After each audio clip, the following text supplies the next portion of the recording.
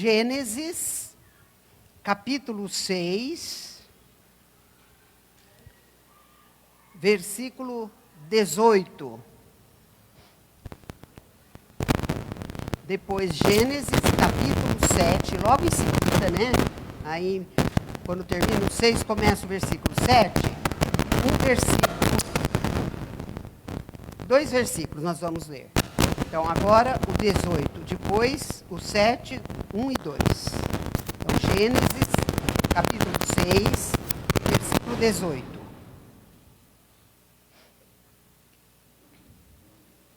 Disse Deus para Moisés: mas contigo estabelecerei o meu pacto, e entrarás na arca, tu e os teus filhos e a tua mulher, e as mulheres de teus filhos contigo.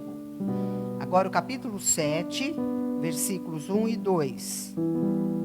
Depois disse o Senhor a Noé: entra tu e toda a tua casa na arca, porque te hei visto que és justo diante de mim nesta geração.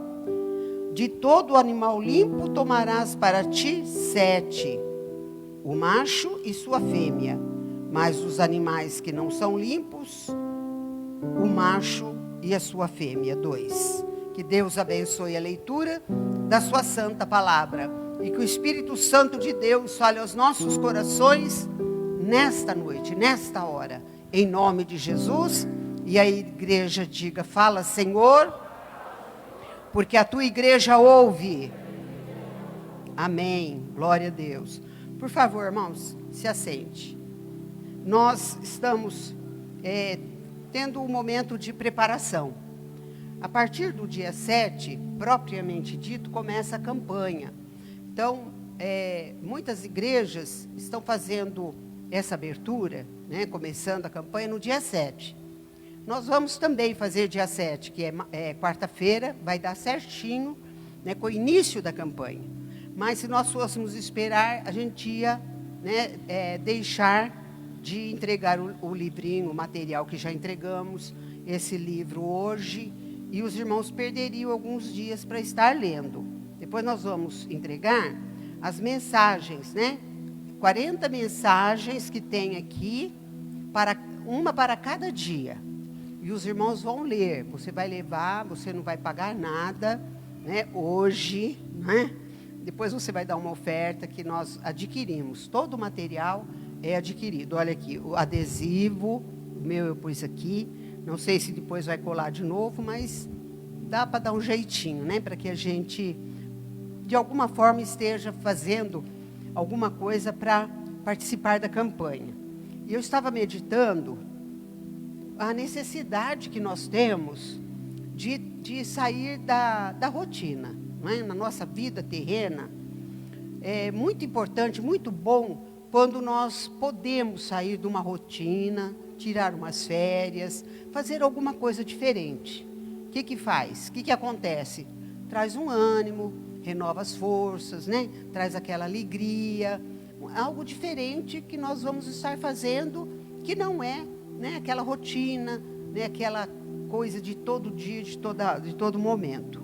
Espiritualmente também, as campanhas, elas são criadas, o Espírito Santo de Deus vai dando, justamente para que o Espírito também, né, não tenha aquela rotina. Que o Espírito está no nosso corpo, né? O Espírito Santo habita em nós. Então é difícil, não dá para separar, né? O corpo, ele tem suas vontades, suas necessidades. O Espírito também. E normalmente a gente compara. Como o corpo, a nossa vida terrena, né, nós precisamos de alimento, o alimento cotidiano, né?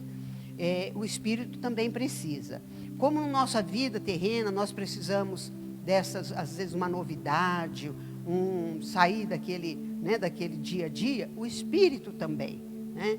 Como o alimento, né? Às vezes a gente tem vontade de comer algo diferente do que aquela comida de todo dia, né? No almoço, na janta. Então isso faz parte da nossa vida e faz parte da nossa vida espiritual também.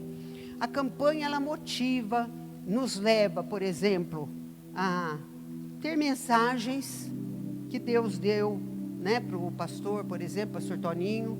Vem uma mensagem, nós vamos estar também dentro, né, dessas mensagens, que é uma campanha, uma unidade, né, nós estamos nos unindo e queremos, a partir de domingo, né, não vamos ler a mensagem de domingo, mas durante a semana, você vai estar lendo na sua casa, né? O dia que você não vier, você vai estar lendo também, com exceção aos domingos, ou aqueles que frequentam a quarta-feira, a tarde da bênção, às 2h30, ou aqueles que fazem a campanha, vão fazer a campanha, já iniciamos, né, a campanha na sexta-feira.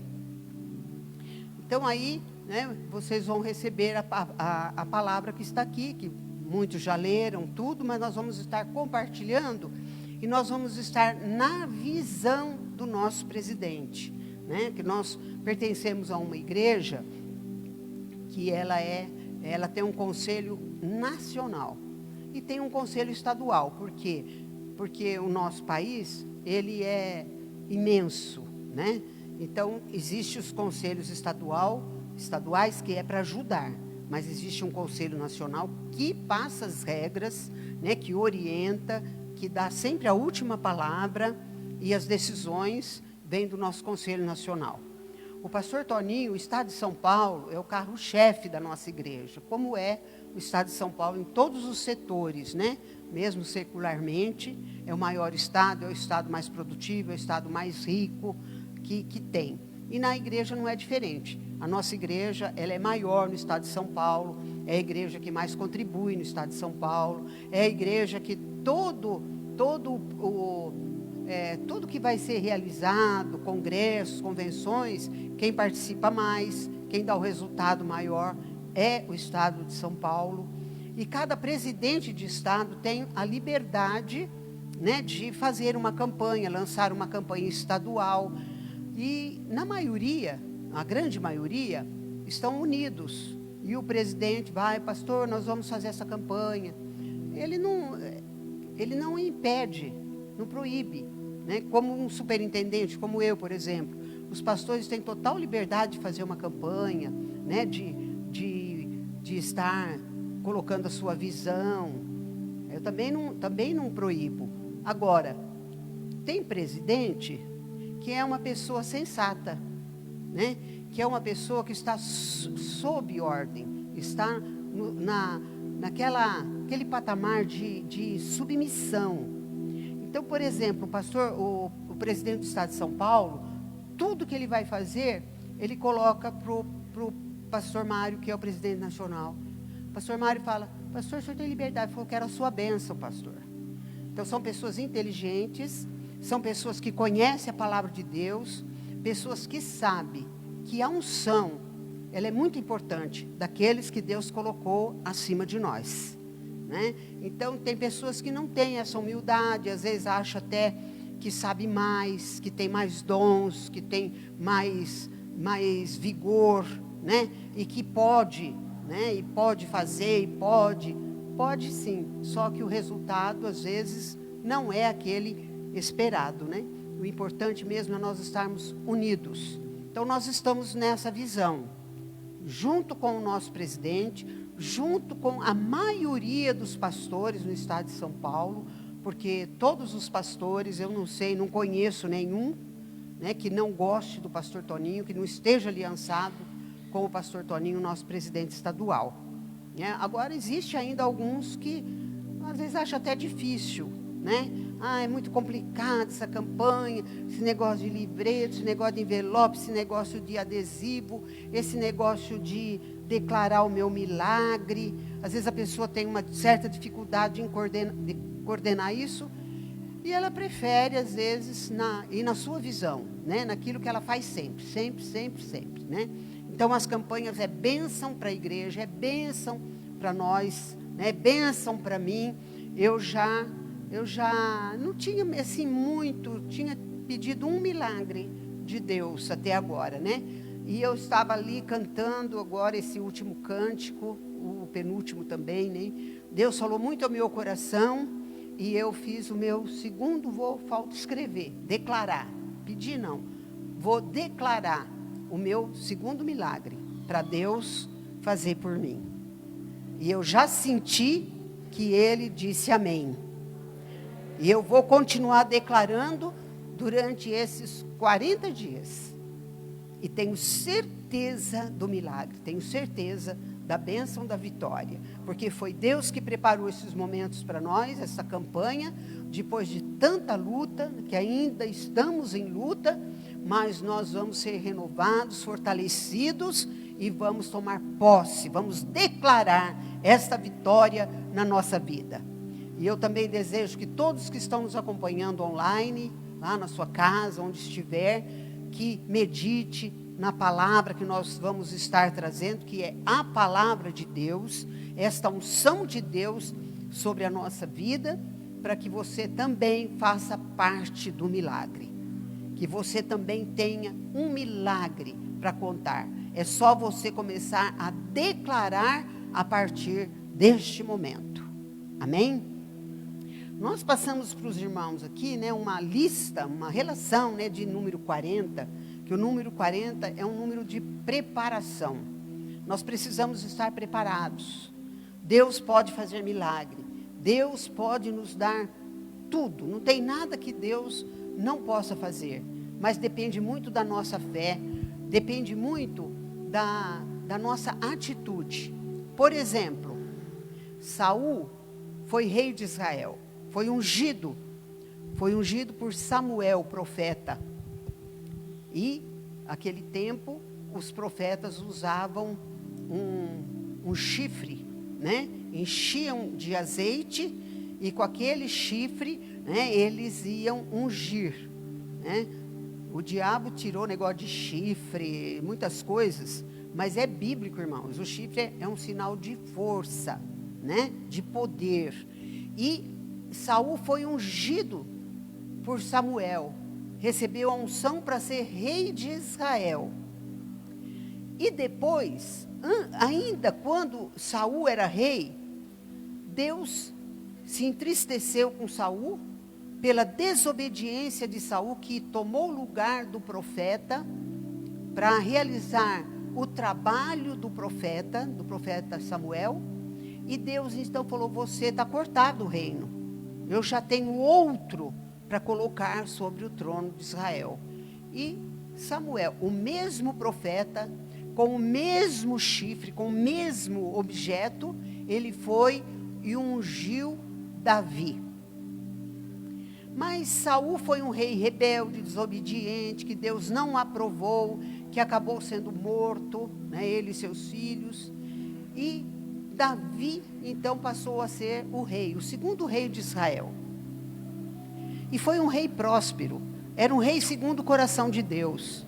A unção foi a mesma, a forma de ungir foi a mesma, mas a atitude deles é que fez a diferença. Saul, ele era humilde, de uma família humilde. Quando ele foi ungido, ele teve umas atitudes humildes no começo, mas depois a vaidade, a soberba encheu o seu coração e ele queria ser muito maior do que o profeta. Mas o rei é maior. Mas o rei que teme a Deus, o rei que crê em Deus, que crê na palavra de Deus, sabe que o profeta está acima dele. Se ele é rei, foi porque o profeta o ungiu, apesar de ser um homem comum, que pertencia também ao povo, mas era o profeta, era o escolhido de Deus. E Saul não queria ninguém que tivesse mais poder que ele, mesmo que esse poder não fosse um poder de reinar na terra, que fosse um poder que viesse de Deus.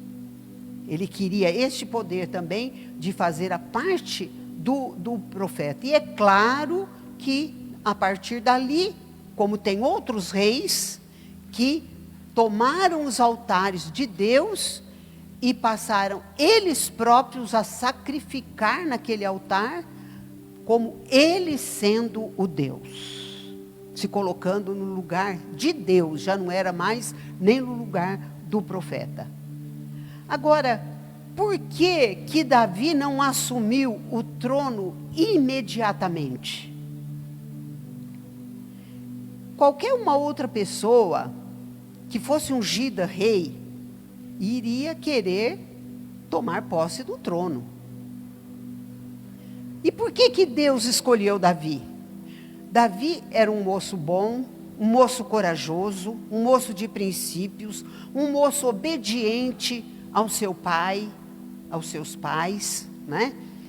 Só que ele não tinha uma idade. Ele foi ungido ainda, ele era um adolescente. Mas Deus já escolheu logo, já ungiu logo, para que ele tivesse tempo de preparação. Amém, irmãos? Quantas vezes Deus nos unge com uma bênção, para recebermos um milagre, para nos usarmos poderosamente, para conquistarmos. Mas nós queremos logo, nós queremos ter aquela alegria logo, nós queremos ter a promoção logo, nós queremos ser, como assim, realizar um desejo do nosso coração, que é aquela vaidade, aquele orgulho, aquele prazer de ver as pessoas nos reverenciando, ou pelo menos saber que nós estamos promovidos e estamos num lugar de destaque. Há um momento da preparação, e agora nós estamos neste momento. Agora a preparação também tem as provações, não existe maneira melhor de Deus nos preparar do que a provação, do que as dificuldades. E foi isso que aconteceu com Davi. Davi, quando ele matou o gigante, que ele nem mais voltou para o pasto, nem mais voltou para a casa dele, já começou a fazer parte do exército. E Davi foi crescendo, as pessoas o engrandeciam, mas ele continuava sendo o mesmo. Isso que é importante, irmãos. A gente continuar sendo a mesma pessoa, ter a mesma atitude. Por quê? Porque grande é Deus, poderoso é Deus. Deus que nos dá, mas Deus pode tirar também. Como deu a unção para Saul e tirou a unção de Saul. Dali para frente foi derrotas. Saul não queria entregar o trono, ele queria ser o rei, e ele forçava, e Davi começou a frequentar o palácio para tocar harpa, para o espírito maligno sair de Saul. Olha só a situação. E por que Davi foi para o palácio? Para ele conhecer o trabalho do rei, para ele se preparar para ser rei. Irmãos, tudo nesta vida nós temos que ter uma preparação, senão tem fracasso. Uma preparação para termos a promoção, para não cairmos em desgraça pelo nosso eu, pela nossa vaidade. Tudo é preciso uma preparação, e o trabalho, a provação faz parte dessa preparação. Davi sabia o que era pasto, Davi sabia o que era cuidar das ovelhas. Não tinha pastor melhor de um rebanho do que Davi, porque ele não só sabia tudo que ele tinha que fazer, como ele tinha amor na vida daquelas ovelhas. Era como se fossem filhas dele. Ele cuidava, ele brigava, ele lutava com os predadores. Por quê? Porque ele preservava. Ele contava as ovelhas quando entrava no aprisco à noite, na tardezinha, contava, e se estivesse faltando uma, ele fechava o aprisco e ia procurar a ovelha que estava perdida. Amém, irmãos? É isso que o Senhor faz conosco, o bom pastor. Por isso que Davi escreveu o Salmo 23, o Senhor é o meu pastor, nada me faltará. Davi, ele pensou, se eu cuido assim das minhas ovelhas, imagina como que Deus cuida de mim. Como que Deus supre as minhas necessidades. Como que Deus nunca vai deixar me ter falta de nada. E Davi, ele era amoroso. E ele foi para cuidar do rei. Mas ele não sabia o que ia acontecer.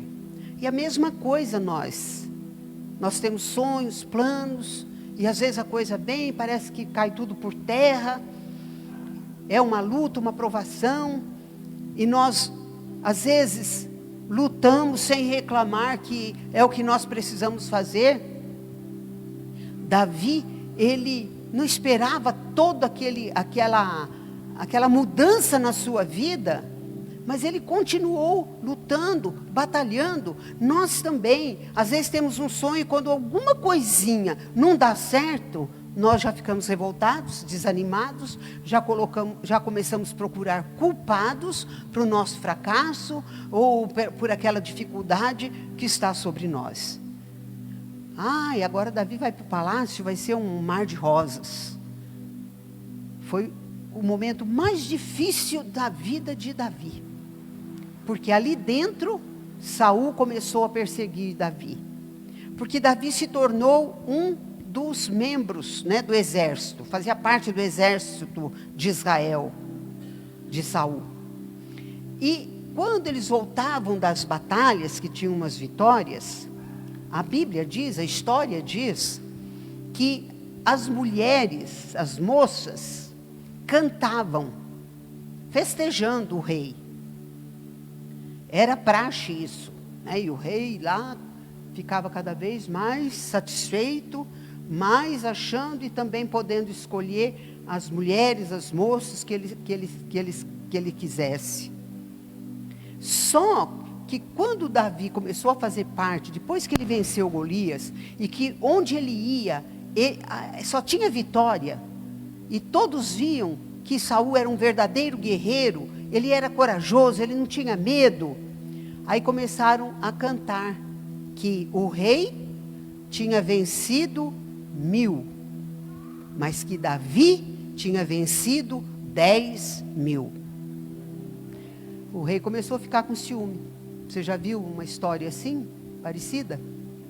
Com alguém que está crescendo, com alguém que está prosperando, e que se a pessoa não tiver um alicerce e não for firme, ela desmorona? Ela não aguenta, ela não resiste, porque diz que olho grande seca até pimenteira. E é uma verdade, irmãos. Se nós não tivermos uma fé maior do que a inveja, nós perecemos. Nós não conseguimos decolar. Vai e pá, vai e pá. E a pessoa às vezes é corajosa, tem vontade, ela vai de novo e vai e cai, ela levanta e vai de novo. Ninguém tem inveja de uma pessoa derrotada, de uma pessoa infeliz, de uma pessoa que não acontece nada na vida dela. Mas, principalmente, vamos falar da vida espiritual, da pessoa que faz parte da família de Deus. Quando ela começa a crescer. Por quê? Porque nós somos espírito, mas somos corpo. Jesus morreu para nos dar bênçãos físicas, emocionais, espirituais. Então, a vitória é certa em todas as áreas da nossa vida. Então, a pessoa começa a prosperar, começa a crescer, começa a ser promovida. Já pode trocar de carro, já pode morar numa casa melhor, já pode ter uma condição melhor, se vestir melhor. Já a vida está mudando. E tem pessoas, irmãos, que ficam totalmente alheias, despreparadas, fixa só ali naquilo que ela está sendo próspera, que ela está crescendo. E às vezes ela começa assim, vai descer achando que ela é melhor do que os outros, e é o perigo. Então, até para prosperar, até para crescer, nós temos que ter fé e sermos espertos, dependermos de Deus, para que ninguém roube a nossa bênção. Amém, irmãos? E Davi então o rei começou a ter inveja de Davi, falou, foi ele que Deus ungiu, ele quer o meu lugar. E Davi nem lembrava que ele tinha sido ungido, ele era um menino. Davi era ingênuo, ele era temente a Deus, ele dependia de Deus, e ele destruiu o gigante em nome do Senhor. Mas a sua vida era uma vida humilde, simples. E ele não conseguia enxergar qual que era o plano de Saul na vida dele. E Davi precisou começar a fugir de Saul. E Saul fazia emboscada, Saul ia atrás. Bom, nós não vamos ficar falando da vida de Saul, porque nós temos temos que falar um pouquinho de Noé também, né? Mas Davi é um exemplo para nós, né? A história, a vida de Davi, ela é muito emocionante, ela é muito interessante. Sabe por quê? Porque Davi era simples, pobre, ele era humilde. E é isso que Deus quer, irmãos. A pessoa que tem muita coisa, Deus, se ela for fiel, sincera, Deus abençoa ela. Claro. Mas quando a pessoa é humilde e não tem nada, e ela começa a crer em Deus e buscar, olha, como Deus tem prazer em levantar aquela pessoa. Porque ninguém vai falar, é porque ela tem uma família nobre, é porque ela conhece muitos políticos, é porque ela nasceu em berço de ouro. Nada disso, a glória será toda para Deus. Então Deus quer nos abençoar, Deus quer te abençoar. Ah, eu sou simples, eu não tenho muito estudo, eu também não tenho. Mas Deus quis me abençoar. Deus me escolheu, né? E até hoje, de vez em quando eu falo para Deus, olha Senhor, só o Senhor mesmo para ter me escolhido, viu? E é uma realidade, irmãos.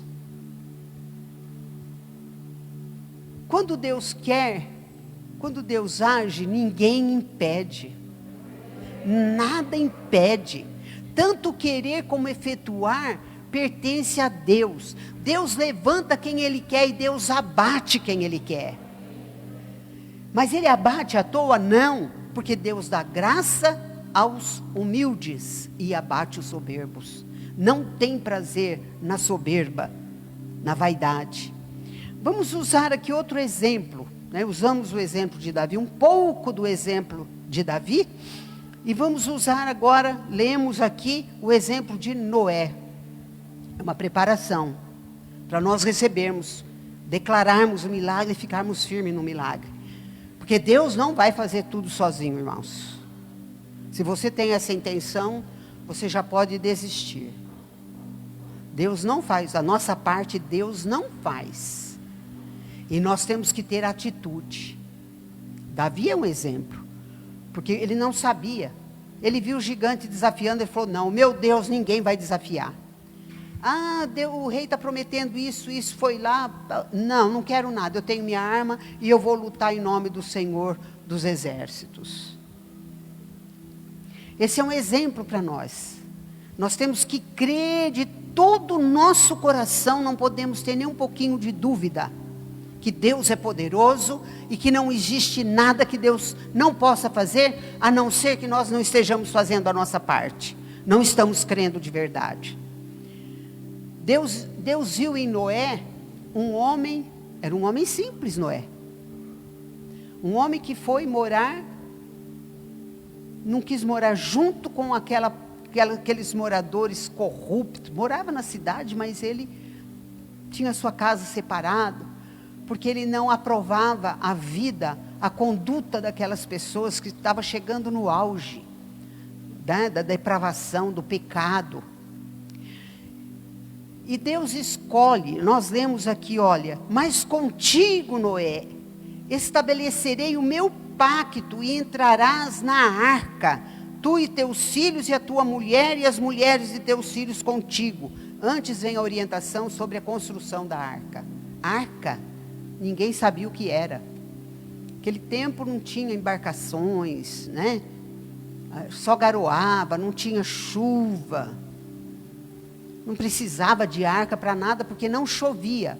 Apenas uma garoa regava a terra constantemente. E Deus dá todas as medidas, Deus dá toda a orientação para Noé. Imagina, quantos mil anos atrás. Às vezes a pessoa fala, né, que o homem é o homem das cavernas, que o homem foi evoluindo. Quer um homem mais inteligente do que foi Abraão, do que foi Noé e os homens da Bíblia que viveram muitos anos antes? Guardar a orientação de Deus, talvez até escrever. Ah, mas não sabe. Irmãos, Deus, se Ele quiser que nós escrevamos alguma coisa, se Ele decidir que eu tenho que fazer, é uma coisa difícil. Mas para Deus não tem difícil. Que eu escreva um texto em inglês, eu vou escrever. Mas Ele não quis ainda, né? Mas eu estou falando para mostrar, para falar do poder de Deus. Porque quando Deus quer uma coisa, Ele dá condição para fazer. Porque você olha assim e fala, o problema não tem solução, mas Deus dá a solução. Deus dá o escape. Deus opera o milagre. E por que Deus escolheu Noé? Noé não questionou nada. Ele pegou tudo e depois começou, ele e os filhos começaram a construção. Todo mundo, o que é isso? Você está maluco, nunca choveu, vai chover. Onde você vai pôr essa arca desse tamanho? Noé não precisou colocar em lugar nenhum, a água veio até a arca. E foi subindo. E depois a arca começou a navegar. 8 almas. Noé, a mulher, as 3 filhas e os 3 genros. Não sei, não me lembro agora se tinha nora. Se tinha nora, não, se tinha genro. Né? O maior problema é o genro, né? 3 filhos e 3 noras. É melhor ter nora. Genro. Eu não tenho genro, né? Eu tenho nora, só uma. Mas é minha filha. Eu amo minha nora, né? Mas, e Deus falou, estabelecerei, não quis nem saber se as filhas, se os genros, se as noras, que ia querer entrar.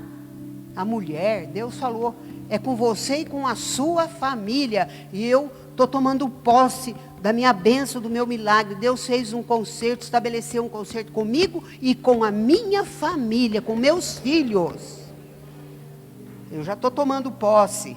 Por quê? Porque Deus não volta atrás, Deus não mente, Deus não engana. Deus só tem o tempo dele. Enquanto isso, vou declarar, você também vai declarar a bênção. Noé creu e fez, obedeceu. O povo zombava, o povo não entendia absolutamente nada.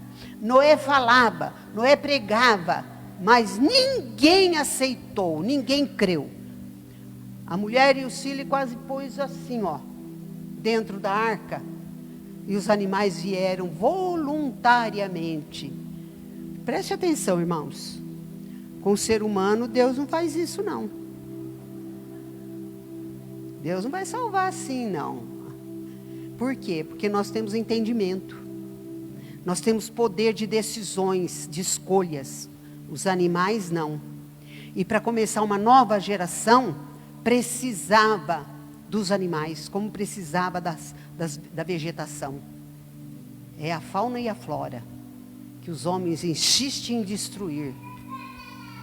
Mas Deus preservou. O que não tinha entendimento, não podia escolher, Deus pôs dentro da arca. E Noé pegou a sua família e colocou dentro da arca. Então nós precisamos entender isso. Deus nos criou livre. Deus nos criou com poder de escolha, de decisão. Não vamos ficar de braços cruzados achando que Deus vai nos colocar no céu. Ele já deu Jesus, Jesus já morreu. Sim, Jesus fez o que nós não podíamos fazer. Deus fez o que não podíamos fazer. Deus amou de uma forma extrema, grande. E deu seu Filho que fez o que nós não poderíamos fazer. Mas o que nós podemos crer e crer, tomar posse, declarar, lutar, nós temos que fazer. Aqui é um exemplo de Noé. E Deus estabeleceu com ele. E depois o Senhor disse, Noé, entra na arca, você e sua família, não se preocupe. Os animais foram chegando. Noé só foi orientando, coordenando. Depois que entrou os animais e entrou a família, Deus trancou a arca por fora. Noé por dentro. Mas Noé podia ficar com pena, né, assim. uma desculpa daqui, coitadinho, não teve oportunidade, Aí Deus trancou por fora. Quando o povo viu a casa caindo, e correram tudo para a arca, mas já era tarde demais.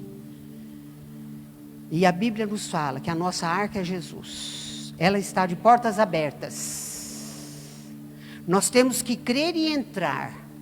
Não podemos esperar a última hora, porque nós não sabemos que hora que Jesus vai voltar ou a hora que Deus vai nos chamar. E nós precisamos estar preparados. Haja o que houver, vamos ficar firmes.